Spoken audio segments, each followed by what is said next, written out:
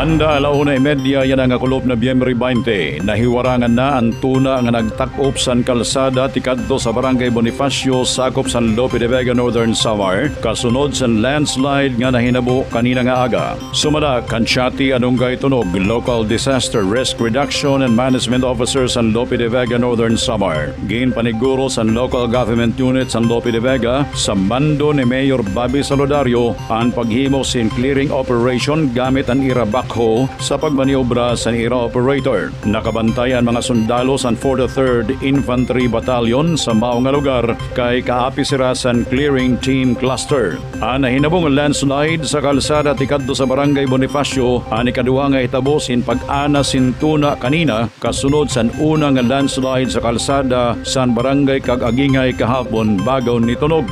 Nahinabo ang magkasunod nga landslide tungod sa sagunson nga walay ruhay nga pag-inuran dara sa shear line bago sa Pag-asa apisar nga inaos na ang low pressure area. Sa memorandum nga ginpalusad ni Mayor Salodario kahapon Nobyembre 19, iya ginsuspender ang pangopisina yan ang adlaw sa munisipyo San Lope lakip na ang pagkasulod sa mga estudyante sa eskwelahan sa ngatanan nga level. Kundi sa bago nga memo yan nga adlaw Nobyembre 20 gin-extend ni Mayor Salodario ang suspension sa pangopisina ngan klase epektibo buwas Nobyembre 21 tungod paghihapon san padayon nga pagbunok sin uran.